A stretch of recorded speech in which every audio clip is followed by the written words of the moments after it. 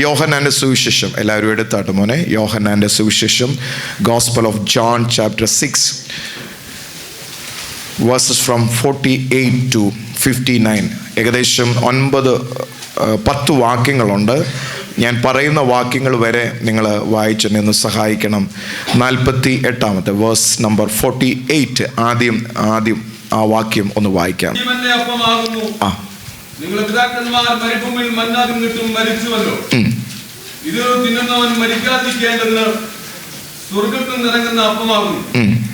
സ്വർഗ്ഗത്തിൽ നിന്നിറങ്ങിയ ജീവനുള്ള അപ്പം ഞാനാകുന്നു.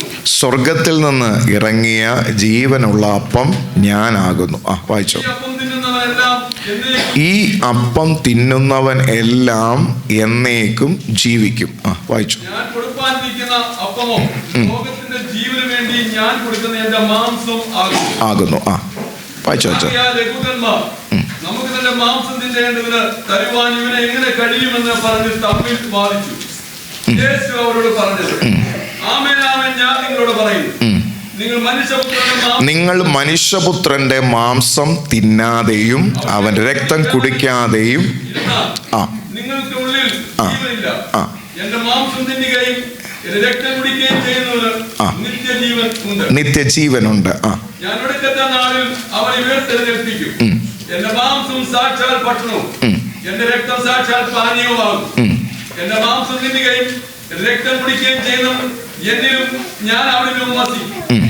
ജീവനുള്ള പിതാവ് എന്നെ അയച്ചിട്ട് ഞാൻ പിതാവിൻ മൂലം ജീവിക്കുന്നത് പോലെ എന്നെ തിന്നുന്നവൻ എൻ മൂലം ജീവിക്കും. അടുത്തത്, പിതാക്കന്മാർ നിന്ന് മരിക്കുകയും ചെയ്ത പോലെ അല്ല, ഈ അപ്പം തിന്നുന്നവൻ എന്നേക്കും ജീവിക്കും. ഈ അപ്പം തിന്നുന്നവൻ എന്നേക്കും ജീവിക്കും. ഓക്കെ, അടുത്ത വാക്യം. അവൻ കവർന്നഹൂമിൽ ഉപദേശിക്കുമ്പോൾ പള്ളിയിൽ വെച്ച് ഇത് പറഞ്ഞു. നീ ശ്രദ്ധിക്കണേ, നമ്മൾ കഴിഞ്ഞ 3 തിരുമേശയിൽ നമ്മൾ പഠിച്ച ചില ആത്മീയ സത്യങ്ങളുണ്ട്. ഞാൻ വീണ്ടും പറയുകയാണ്, ഇന്നത്തെ പെന്തക്കോസ്ത് സമൂഹത്തിൽ ഈ തിരുമേശ ശുശ്രൂഷ ഗൗരവമില്ലാതെ ചെയ്യുന്നു എന്നുള്ളത് നിങ്ങൾക്കും അറിയാം. അതിൻ്റെ ഒരു കാരണം, ദൈവത്തിൻ്റെ ആലയത്തിലേക്ക് കടന്നു വന്ന് ദൈവത്തെ ആരാധിക്കുന്നതിനും സാക്ഷ്യം പറയുന്നതിനും പ്രാർത്ഥിക്കുന്നതിനും ഒക്കെ സമയം കൊടുത്ത അനന്തരം അവസാനത്തെ ഒരു 10-15 മിനിറ്റ് കൊണ്ട് ഈ ശുശ്രൂഷ ചെയ്ത് വളരെ വികലമാക്കിയ ഒരു സമൂഹത്തിലാണ് ഞാനും നിൽക്കുന്നത് എന്ന് എനിക്ക് നന്നായിട്ടറിയാം. പലരും ഈ തിരുമേശ എടുക്കുന്നത് എന്താണ് തിരുമേശയുടെ സത്യം, അല്ലെങ്കിൽ തിരുമേശയിലൂടെ എന്താണ് സംഭവിക്കുന്നത്, എങ്ങനെ തിരുമേശ എടുക്കണം, ഇതൊന്നും അറിയാതെ പലപ്പോഴും എടുത്തത് നിമിത്തം നമ്മുടെ ജീവിതത്തിൽ അനേക തകർച്ചകൾ ജീവിതത്തിൽ സംഭവിച്ചിട്ടുണ്ട്. അത് ഇനിയും ഇവിടെ ആവർത്തിക്കപ്പെടാതിരിക്കേണ്ടതിന് ഇന്ന് പകലും ഞാൻ വളരെ ആഴമായി ഒരു 4-5 ആത്മീയ സത്യങ്ങൾ നിങ്ങളെ ഒന്ന് പഠിപ്പിക്കാൻ ആഗ്രഹിക്കുകയാണ്. ഈ തിരുമേശ എടുക്കുന്നത് കൊണ്ട് എന്താണ് നമുക്ക് സംഭവിക്കുന്നത്? നിങ്ങളിൽ ചിലരെങ്കിലും ഈ തിരുമേശ എടുത്തിട്ട് നെഗറ്റീവായ ഒത്തിരി അനുഭവങ്ങൾ ഉണ്ട് എന്ന് കേട്ടതുപോലെ തന്നെ ഈ മേശ യഥാർത്ഥമായി അതിൻ്റെ ഗൗരവത്തോടെ അല്ലെങ്കിൽ ദൈവം ആഗ്രഹിക്കുന്ന വ്യവസ്ഥയിൽ എടുത്തു കഴിഞ്ഞാൽ ഇതിനകത്ത് ദൈവം പകർന്നിരിക്കുന്ന അനുഗ്രഹമുണ്ട്. അതുകൊണ്ട് ഈ മേശ നമ്മൾ ഒരുമിച്ച് നമ്മൾ പ്രാർത്ഥിച്ച് നിങ്ങളുടെ കയ്യിലേക്ക് വരുമ്പോൾ ഇവിടെ സംഭവിക്കാൻ പോകുന്ന 5 കൂട്ടം കാര്യങ്ങൾ ഞാൻ വേഗത്തിൽ പറയാൻ പോവുകയാണ്. ഇന്ന് ഇത്രയും വാക്യങ്ങൾ വായിച്ചു എങ്കിൽ സമയപരിധി കൊണ്ട് അതിൻ്റെ 1-ാമത്തെ ഭാഗത്തിലേക്ക് വേഗത്തിൽ നമ്മൾ വരികയാണ്. അതിൻ്റെ 53-ാമത്തെ വാക്യം നമുക്ക് ആദ്യം വായിക്കാം. 53-ാമത്തെ വാക്യത്തിൽ ഇങ്ങനെയാണ് എഴുതിയിരിക്കുന്നത്, യേശു അവരോട് പറഞ്ഞത്, ആമേൻ ആമേൻ ഞാൻ നിങ്ങളോട് പറയുന്നു, നിങ്ങൾ മനുഷ്യപുത്രന്റെ മാംസം തിന്നാതെയും അവൻ രക്തം കുടിക്കാതെ ഇരുന്നാൽ നിങ്ങൾക്കുള്ളിൽ ജീവനില്ല. നിങ്ങളുടെ ഉള്ളിൽ എന്തോ ഇല്ല, ജീവനില്ല. എല്ലാവരും ഒന്ന് പറഞ്ഞേ, നിങ്ങളുടെ ഉള്ളിൽ എന്തോ ഇല്ല. അന്നേരം ഇവിടെ എന്ത് അപ്പത്തെക്കുറിച്ചാണ് പറഞ്ഞത്? നിങ്ങൾ ഇനി 6-ാം അധ്യായം വീട്ടിൽ പോയി ഒന്ന് വായിക്കണം. 6-ാം അധ്യായത്തിൽ യേശു ജീവന്റെ അപ്പമാകുന്നു എന്ന് പറഞ്ഞ ഭാഗങ്ങളാണ്. 6-ാം അധ്യായം ഏകദേശം എത്ര വാക്യങ്ങളുണ്ടെന്നറിയാമോ? 71 വാക്യങ്ങളുണ്ട്. അതിൽ യേശു 6-ാം അധ്യായത്തിൽ ചെയ്തത് എന്താണ്? യേശു 5000 എന്ത് ചെയ്യുന്നു? പോഷിപ്പിക്കുന്നു. വാസ്തവത്തിൽ ഈ 5000 എന്തിനു വേണ്ടിയാ പോഷിപ്പിച്ചതെന്ന് പോലും നമുക്കറിയത്തില്ല. നമ്മൾ വിചാരിച്ചു യേശുവിൻ്റെ കൂടെ കുറേ നാള് എന്ത് ചെയ്തു, ശിഷ്യന്മാരിങ്ങനെ ഒരുമിച്ച് പോയ സമയത്ത് പെട്ടെന്നൊരു മരുഭൂമിയിലേക്ക് എത്തി. അവിടെ ചെന്നപ്പോൾ ശുശ്രൂഷ കഴിഞ്ഞപ്പോൾ എല്ലാവർക്കും വിശന്ന് കഴിഞ്ഞപ്പോൾ യേശു എന്ത് ചെയ്തു? അപ്പം എടുത്ത് വാഴ്ത്തി എന്ത് ചെയ്തു? എല്ലാവരെയും അനുഗ്രഹിച്ചു എന്നാണ് നമ്മളും ഇങ്ങനെ വിശ്വസിക്കുന്നത്. പക്ഷേ അത് ചെയ്തത് ചുമ്മാതെ ചെയ്തതല്ല. യേശു എന്തെങ്കിലും ചെയ്തിട്ടുണ്ടെങ്കിൽ അതിൻ്റെ പിന്നിൽ ഒരു ഉദ്ദേശമുണ്ട്. ഉണ്ട്. സ്തോത്രം. ഇന്ന് പകൽ നമ്മളിവിടെ ഇരുന്ന് ഈ കാര്യങ്ങൾ ചെയ്യുമ്പോൾ ഇതിൻ്റെ പിന്നിൽ ദൈവത്തിനൊരു ഉദ്ദേശമുണ്ട്. പഴയ നിയമത്തിൽ മന്ന എന്ന് പറയുന്ന അനുഭവം നിങ്ങൾക്കറിയാം. ഇസ്രായേൽ ജനത്തെ സ്വർഗത്തിലെ ദൈവം മരുഭൂമിയിലൂടെ ഇങ്ങനെ നടത്തുകയാണ്. നടത്തിയ വഴികൾ നമുക്കൊന്ന് പരിശോധിക്കാം. അതിലൊന്ന്, എല്ലാ ദിവസവും ഇവരുടെ വീടിൻ്റെ മുമ്പിൽ എന്തോ വീഴുമായിരുന്നു, മന്ന വീഴുമായിരുന്നു അല്ലേ. ഇവരാരും അധ്വാനിക്കേണ്ടിയിരുന്നില്ല. ഇവര് മറ്റൊരു കാര്യത്തിനായി സമയം ചെലവഴിക്കേണ്ടി വന്നില്ല. എല്ലാ ദിവസവും വീടിൻ്റെ മുമ്പിൽ എന്തോ വീഴുമായിരുന്നു, മന്ന. ആ മന്നയെക്കുറിച്ച് നമ്മൾ പഴയ നിയമത്തിൽ പഠിച്ചിട്ടുണ്ട്. വലിയ വിശദീകരണങ്ങൾ ഞാൻ തരുന്നില്ല. എന്ന് പറഞ്ഞാൽ ഈ മന്ന ശരിക്കും പറഞ്ഞ സ്വർഗത്തിൽ ഉണ്ടാക്കിയ ആത്മീയ ഭക്ഷണമായിരുന്നു. കരങ്ങൾ ഉയർത്തി ദൈവത്തെ സ്തുതിച്ച് അതിൻ്റെ വ്യാഖ്യാനങ്ങൾ ഞാൻ പിന്നെ പറയാം. ആമേൻ. അങ്ങനെ സ്വർഗത്തിൽ നിന്ന് ഇവർക്ക് ഈ ഭക്ഷണം അതിരാവിലെ കൊടുക്കുമ്പോൾ നമ്മൾ വിചാരിക്കും അവരെ നടത്താൻ വേണ്ടി, എന്ന് പറഞ്ഞാൽ മരുഭൂമിയിൽ ആഹാരം വിശപ്പില്ലാതാകാൻ വേണ്ടി അല്ലെങ്കിൽ നടക്കാൻ വേണ്ടി അവർ ആഹാരം കൊടുത്തു എന്നല്ല. നിങ്ങൾ ആരും അങ്ങനെ ചിന്തിക്കരുത്. ശരീരത്തിനു വേണ്ടിയുള്ള ഒരു ആഹാരം മാത്രമല്ലായിരുന്നു ദൈവം കൊടുത്തത്. ഒന്ന് സ്തോത്രം പറഞ്ഞേ.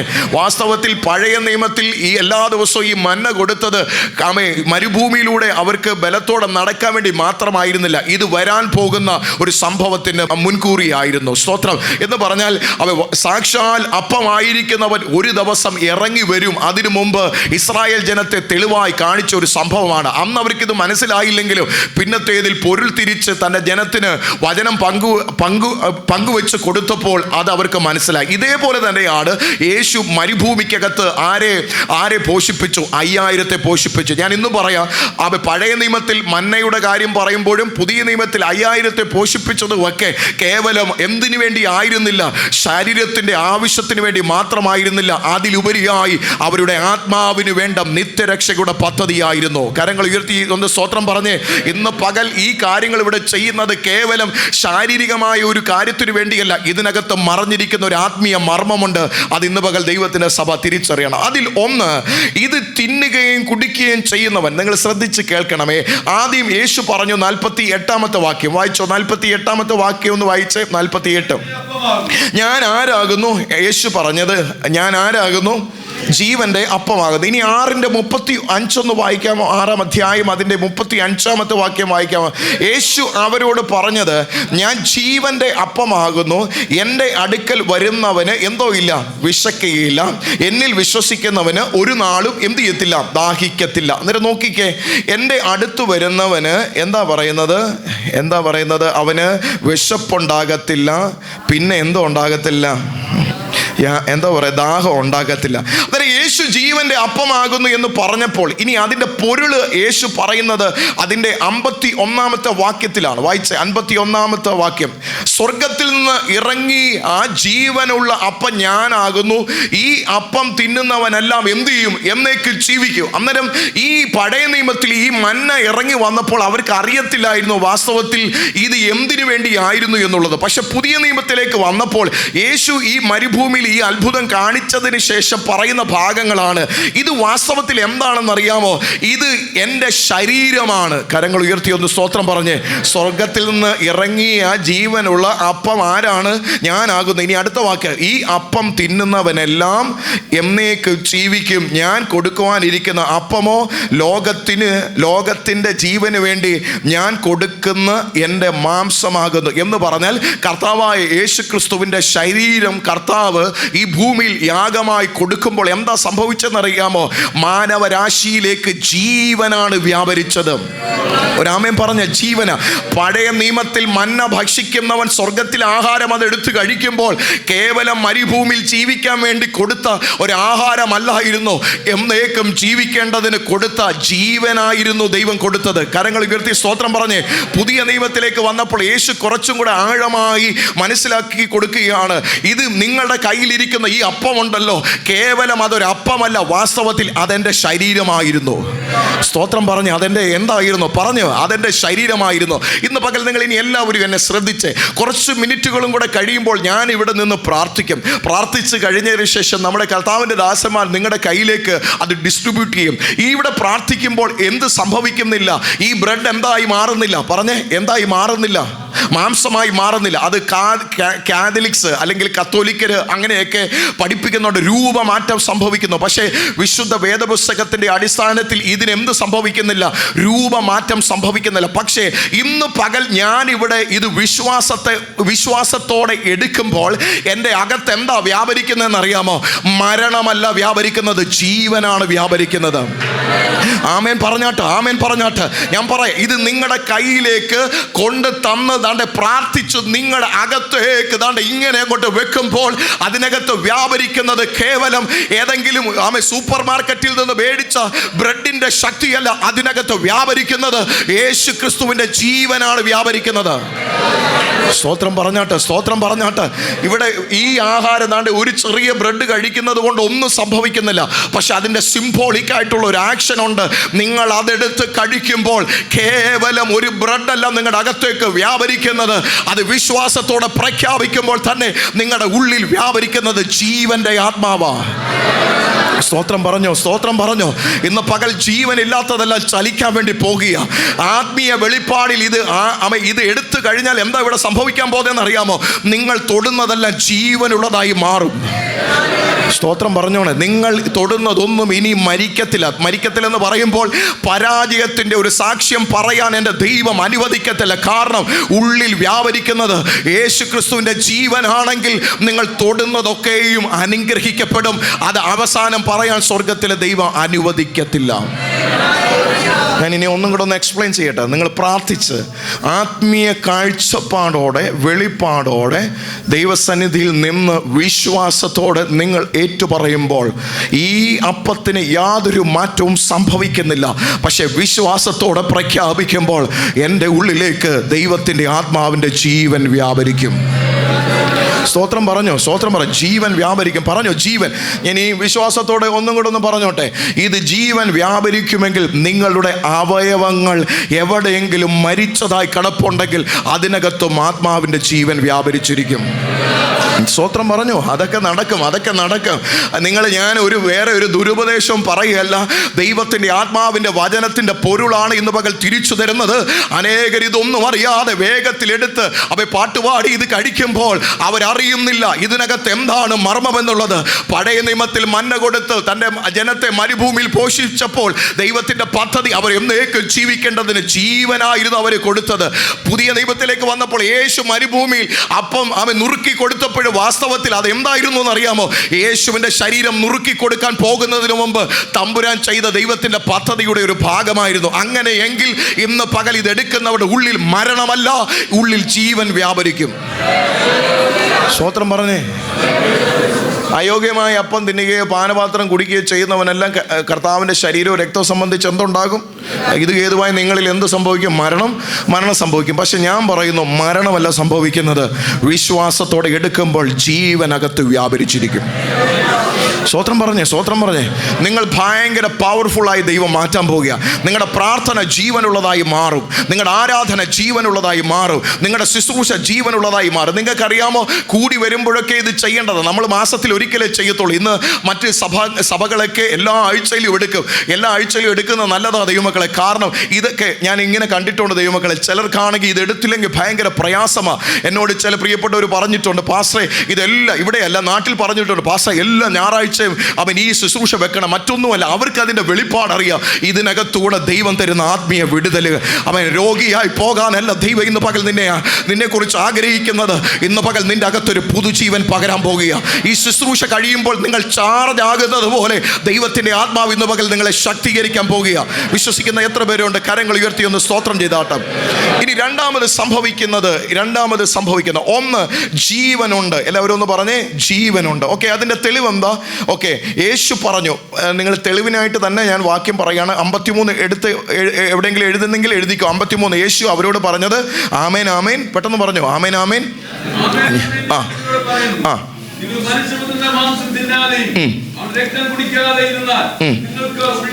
നിങ്ങൾക്ക് ഉള്ളിൽ എന്തോ ഇല്ല.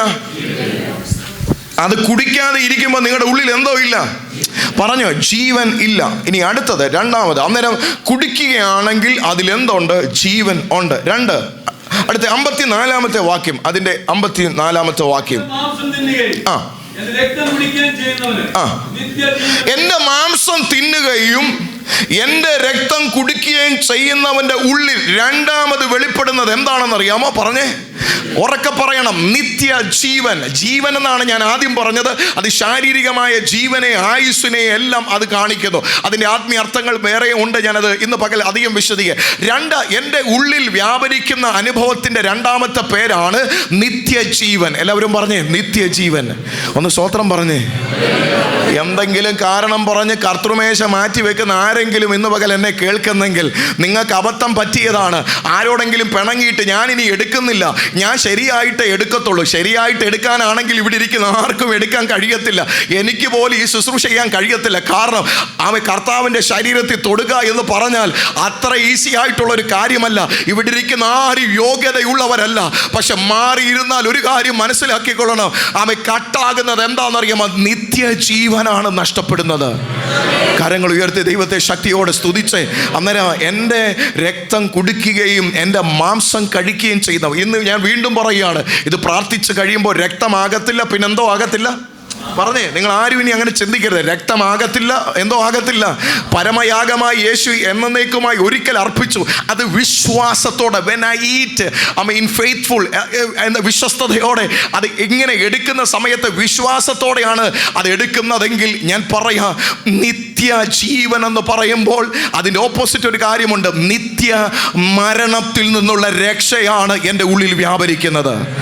സ്തോത്രം പറഞ്ഞേ, സ്തോത്രം പറഞ്ഞേ. ഇത് ദൈവരാജ്യവുമായി ആക്സസ് ചെയ്യുന്ന ഒരു ശുശ്രൂഷയാണ് തിരുമേശ എന്ന് പറയുന്നത്. എന്തോ ഈ നിത്യജീവൻ? ആരെങ്കിലും പറയാം എന്തോ ഈ നിത്യജീവൻ? നിത്യജീവൻ, എറ്റേണൽ ലൈഫ്. ആർക്കെങ്കിലും ഒന്ന് പറയാമോ? മരണമില്ലാത്ത ജീവിതം, എൻഡില്ലാത്ത ലൈഫ്.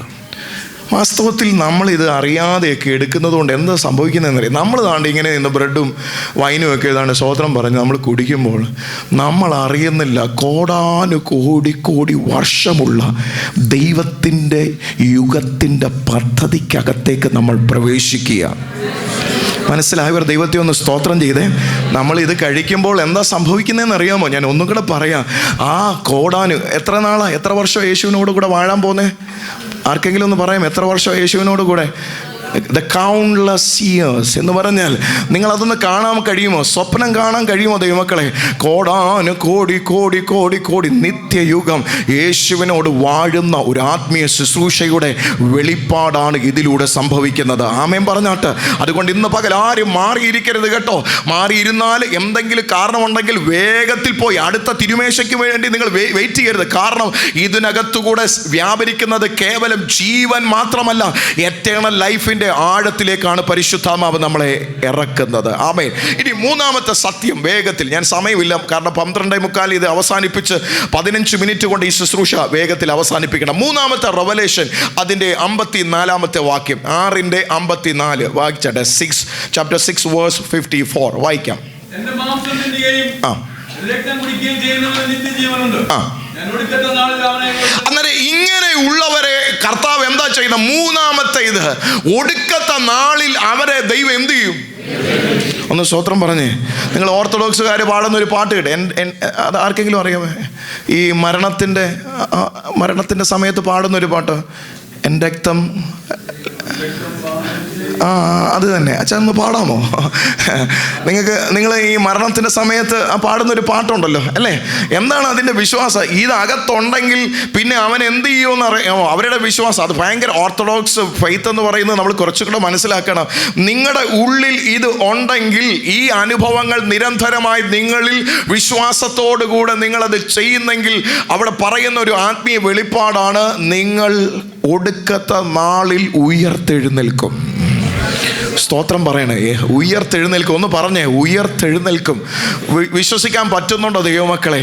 എനിക്കിപ്പോഴും അറിയത്തില്ല ഇതൊക്കെ മനസ്സിലാക്കിയിട്ടാണോ നമ്മൾ ഇതൊക്കെ എടുത്തതെന്ന് എനിക്ക് അറിയത്തില്ല. എങ്കിലും ഈ പകൽ കർത്താവ് പറയുക, ഇതൊരു സാധാ ശുശ്രൂഷയല്ല, ഒരു ഉയർത്തെഴുന്നേൽപ്പിൻ്റെ ശുശ്രൂഷയാണ്. ആമേൻ പറ. ആമേൻ. ഒരു ഉയർത്തെഴുന്നേൽപ്പിൻ്റെ ശുശ്രൂഷയാണെന്ന് പറ. ഇനി ഞാനത് പറഞ്ഞോട്ടെ, അത് വരാൻ പോകുന്ന പുനരുദ്ധാനത്തെ കുറിച്ചാണ് പറയുന്നതെങ്കിലും ഞാൻ പറയാം, ഇത് വിശ്വാസത്തോടെ എടുക്കുന്നവൻ്റെ ജീവിതത്തിൽ ജീവിതത്തിൽ ഒരു ഉയർത്തെഴുന്നേൽപ്പുണ്ട്. അവനിനി പരാജയം സംഭവിക്കത്തില്ല. അവൻ്റെ ഭൗതിക മേഖലകൾ പരാജയപ്പെടത്തില്ല. ഇന്ന് വിശ്വാസത്തിൽ വന്നിട്ട് യാതൊരു ഉയർത്തെഴുന്നേൽപ്പും ഇല്ലാതെ വിശ്വാസ സമൂഹം ഇന്ന് പകൽ പൊയ്ക്കൊണ്ടിരിക്കുമ്പോൾ ആത്മാവ് പറയാണ്, ഇന്ന് പകൽ നീ വിശ്വാസത്തോടെ എടുത്തോ, നിന്റെ ജീവിതത്തിന് ഒരു ഉയർത്തെഴുന്നേൽപ്പ് സംഭവിക്കാൻ പോകുക. നിങ്ങൾക്ക് മനസ്സിലായോ എന്ന് എനിക്കറിയത്തില്ല. ഇത് സാധാ ശുശ്രൂഷയല്ല, നിങ്ങളെ ഉയർത്തെഴുന്നേൽപ്പിക്കുന്ന ശുശ്രൂഷയാണ്. ആമേൻ പറ. മനസ്സിലാകുന്നുണ്ടോ ദൈവമക്കളെ? നിങ്ങൾ എന്നോട് ഏത് ബൈബിൾ കോളേജിലാണ് പഠിച്ചതെന്നൊന്നും ചോദിക്കരുത് കേട്ടോ. അമ്മ ഈ പുള്ളിക്ക് എന്തുവാ, ഇതൊക്കെ ദൈവവചനത്തിലുള്ള കാര്യമാണ്. നിങ്ങൾ പ്ലെയിനായിട്ട് വായിച്ചാൽ മതി ദൈവമക്കളെ. ഇന്ന് പകൽ ഇതെല്ലാം സിംബോളിക്കായി ചെയ്യുമ്പോൾ എനിക്കൊരു ഉയർത്തെഴുന്നേൽപ്പ് സംഭവിക്കുക. ഞാൻ ഒരു കാര്യം ഉറപ്പ് തരാം, ഈ 11-ാം മാസം ചിലരുടെ ജീവിതത്തിൽ ഇനി പരാജയമല്ല പറയാൻ പോകുന്നത്, ഒരു ഉയർത്തെഴുന്നേൽപ്പിന്റെ സാക്ഷ്യം പറയാൻ പോകുക.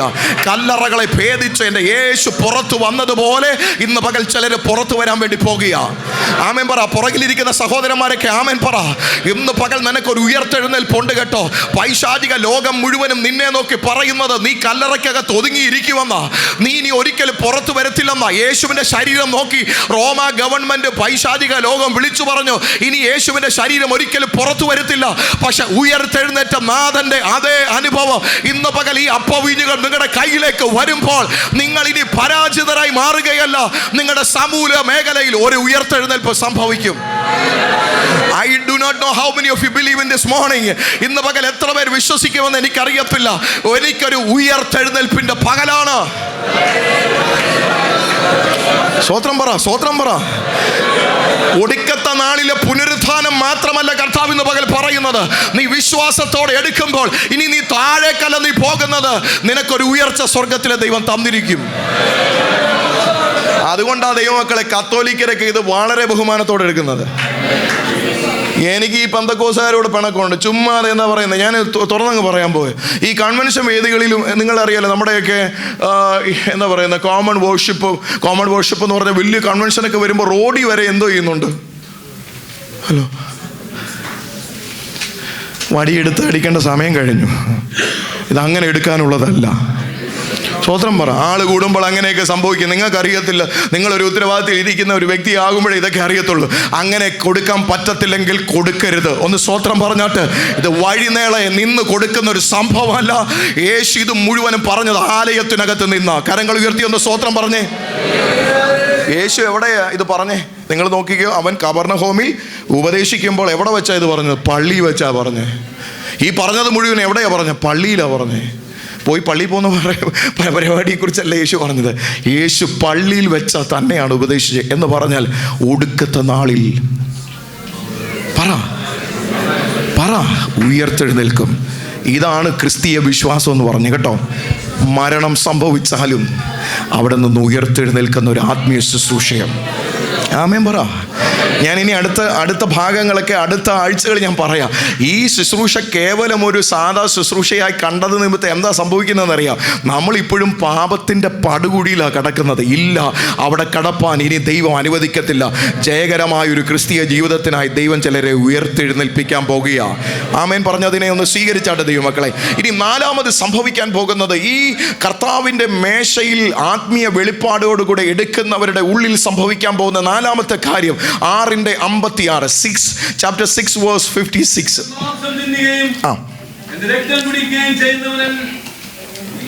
ചെയ്യുന്നവൻ എന്നിലും ഞാൻ അവനിലും എന്ത് ചെയ്യുന്നു? അതെന്നാ വെളിപ്പാട്? He who eats my flesh and drink my blood abides in me and I in him. അന്നേരം ഇത് സംഭവിക്കുമ്പോൾ എന്താ സംഭവിക്കുന്നതെന്ന് അറിയാമോ? ഇത് നമ്മൾ വിശ്വാസത്തോടെ നമ്മൾ എടുക്കുമ്പോൾ അടുത്ത സംഭവിക്കാൻ പോകുന്ന 4ാമത്തെ കാര്യമെന്ന് പറയുന്നത്, എന്നിലും ഞാൻ അവനിലും വസിക്കും. സ്തോത്രം പറഞ്ഞേ. ഇത് എടുക്കുമ്പോൾ എന്താ ആക്ച്വലി സംഭവിക്കുന്നത്? ഞാൻ അവനിലും അവൻ എന്നിലും. സ്തോത്രം പറ. മനസ്സിലായോന്ന് എനിക്കറിയത്തില്ല. വിശ്വാസത്തോടെ ഈ അപ്പവീഞ്ഞുകൾ ഞാൻ ദൈവസന്നിധിയിൽ പ്രാർത്ഥിച്ചെടുക്കുമ്പോൾ, അത് എൻ്റെ ആദരത്തിലേക്ക് വെക്കുമ്പോൾ, ആ രക്തത്തിൻ്റെ അടയാളമായിരിക്കുന്ന വീഞ്ഞ് എന്നിലേക്ക് ആമേൻ വെക്കുമ്പോൾ സംഭവിക്കുന്നത്, ഞാൻ അവനിലും. പറഞ്ഞേ, ഞാൻ അവനിലും അവൻ എന്നിലും എന്ത് ചെയ്യുക? എന്തോ അതിൻ്റെ അർത്ഥം? ദൈവം ഇറങ്ങി വരുന്ന ശുശ്രൂഷയാണ്. സ്വത്രം പറ. ദൈവം ഇനി ഇത് ഇങ്ങനെ അല്ലാതെ ആരെങ്കിലും എടുത്താൽ, ഞാൻ പറയാം, ബേഥേലേജി സഭയെ ഞാൻ കഴിഞ്ഞ ദിവസം ജോണിക്കുട്ടിയങ്ങളുടെ മുഖത്തോട്ട് നോക്കി പറഞ്ഞ്, അങ്കിളെ തെറ്റ് പറ്റിയതല്ല, ദൈവമാണ് എന്നെ കൊണ്ടുവന്നത് കേട്ടോ, ദൈവമാണ്. വെറുതെ അന്നേരം ബാക്കിയുള്ളവരെ ഒന്നും ദൈവമല്ലേ, കഴിഞ്ഞ 9 ടേമിൽ ഇരുന്ന ദൈവദാസന്മാരെ ഒന്നും ദൈവമല്ലേ കൊണ്ടുവന്നത്. ഞാൻ ഉറപ്പായിട്ട് പറയാം, അവരെയും ദൈവമാണ് അയച്ചത്. ദൈവം അയക്കാതെ ആരും ഇവിടെ വന്നിട്ടില്ല. പക്ഷെ ഇന്ന് പകൽ ഈ ആത്മീയ സത്യങ്ങൾ അറിയാം. നിങ്ങളുടെ കണ്ണുകളെ സ്വർഗത്തിലെ ദൈവം തുറക്കുന്നെങ്കിൽ ഇന്ന് പകൽ ദൈവത്തിന് നന്ദി പറഞ്ഞിട്ട് പറ, ഞാൻ ഇന്ന് പകൽ അവൻ്റെ കൂടെ വസിക്കുന്ന പകലാണ് എന്ന് പറഞ്ഞാൽ ദൈവം ആശ്ചര്യമായി ഇന്ന് പകൽ നിങ്ങളുടെ മധ്യേ ഇറങ്ങി വരും. ജീസസ് വിശ്വസിച്ചുകൊണ്ടെന്ന് പറഞ്ഞാട്ട് ദൈവമക്കളെ, ഞാൻ അവനിലും അവൻ എന്നിലും എന്ത് ചെയ്യും? വസിക്കുമെന്ന് പറഞ്ഞാൽ അത് കേവലം ഒരു സമയത്തിന് വേണ്ടി മാത്രമല്ല, ഇതിനകത്തുകൂടെ നിത്യമായ ഒരു വാസത്തിന്റെ ഡോറാണ് ഇന്ന് പകൽ തുറക്കാൻ പോകുന്നത്. ജീസസ്, ഞാനത് മറ്റൊരു സമയം ഞാൻ പ്രസംഗിച്ചുള്ള ദൈവമക്കളെ. ഇനി 5ാമത് സംഭവിക്കാൻ പോകുന്നത് 6:58 വായിച്ചേ. 6:58 പിതാക്കന്മാർ തിന്നുകയും മരിക്കുകയും ചെയ്ത പോലെ അല്ല, ഈ അപ്പം തിന്നുന്നവൻ എന്നേക്കും ജീവിക്കും. എല്ലാവരും പറഞ്ഞേ, ഈ അപ്പം തിന്നുന്നവൻ. എല്ലാവരും പറഞ്ഞേ, എന്നേക്കും. എല്ലാവരും പറഞ്ഞേ, എന്നേക്കും ജീവിക്കും. എന്താ അതിൻ്റെ അർത്ഥം എന്ന് പറഞ്ഞാൽ, വിശ്വാസത്തോടെ പറയണം, ഇനി എന്നെ മരണത്തിന് തൊടാൻ കഴിയത്തില്ല. ഏത് മരണമാ? ശാരീരിക മരണമല്ല. ഒരു 2ാം മരണമെന്ന് പറയുന്ന ഒരു സംഭവം വെളിപ്പാടിനകത്ത് കിടപ്പുണ്ട്. മരണത്തെയും പാതാളത്തെയും സ്വർഗത്തിലെ ദൈവം തള്ളിയിടുന്ന ഒരു ദിവസമുണ്ടെന്ന് വിശുദ്ധ ബൈബിളിൽ പറയുന്നെങ്കിൽ, എന്നേക്കും ജീവനോടിരിക്കുന്ന ഒരു കൂട്ടമാണ് ബേഥേലേജി സഭ. അത്രയും മനസ്സിലായോ എന്ന് എനിക്കിപ്പോഴും സംശയമുണ്ട്. എന്നേക്കും ജീവിക്കുക എന്ന് പറഞ്ഞാൽ മരണമില്ലാത്ത ജീവിതം എന്ന് അർത്ഥമാക്കുന്നതിനേക്കാൾ ഉപരിയായി മരണത്തെയും പാതാളത്തെയും സ്വർഗത്തിലെ ദൈവം തള്ളിയിടുന്ന ഒരു ദിവസമുണ്ട്. ഇന്ന് കാണുന്ന പലരെ, സച്ചിനെ അവിടെ കാണത്തില്ല മോനെ കേട്ടോ. ഇന്ന് നിങ്ങൾ മോനെ എല്ലാവരും എന്നെ ശ്രദ്ധിക്കണം. ഇന്ന് ആരുടെയൊക്കെ പുറകിലാണോ മനുഷ്യർ പോകുന്നത്, അവരെ ഒന്നും ആ രാജ്യത്ത് കാണാൻ കഴിയത്തില്ല. ഒന്ന് സ്തോത്രം പറഞ്ഞേ. അവരെ ഈ ബൈബിൾ നിങ്ങൾ വിശ്വസിക്കുന്നെങ്കിൽ മരണത്തെയും പാതാളത്തെയും സ്വർഗത്തിലെ ദൈവം ഒരു ദിവസം തീപ്പൊയ്കയിൽ തള്ളിയിടും. പക്ഷെ എന്നേക്കും ജീവിക്കുന്ന ഒരു കൂട്ടരുണ്ടെങ്കിൽ അത് വിശ്വസിക്കുന്ന, ഈ വചനം വിശ്വസിക്കുന്ന ദൈവത്തിൻ്റെ മക്കളാ. നിങ്ങൾക്ക് ഇത് മനസ്സിലായോ എന്ന് എനിക്കറിയത്തില്ല. ഈ ഭൂമിയിൽ ഇനി വാഴാൻ പോകുന്നത് എന്നേക്കും ജീവിക്കുന്ന ഒരു കൂട്ടമായിരിക്കും. അല്ലാത്ത ഒരു വ്യക്തി പോലും ഈ ഭൂമിയിൽ ഇനി വാഴുകയില്ല എന്ന് ഈ വിശുദ്ധ ബൈബിൾ പറയുന്നെങ്കിൽ ഈ വെളിപ്പാടോടുകൂടെ ഇന്ന് പകൽ എടുക്കുവാൻ പരിശുദ്ധാത്മാവ് നമ്മെ സഹായിക്കട്ടെ.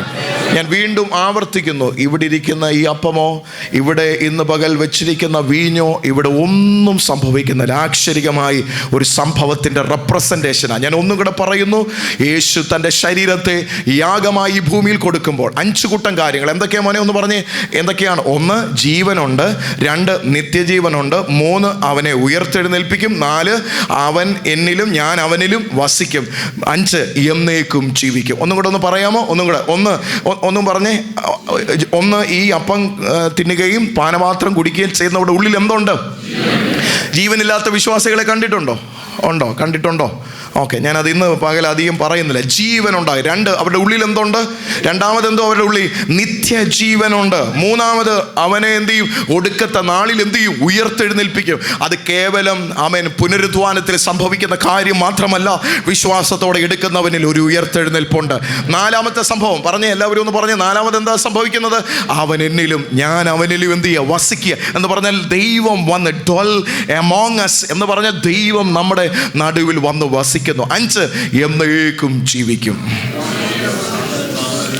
ഇത് ഇന്ന് ഇവിടെ ആശ്ചര്യമായി സംഭവിക്കാൻ പോവുകയാണ്. കണ്ണുകളെ അടയ്ക്കാം, നമുക്ക് പ്രാർത്ഥിക്കാം.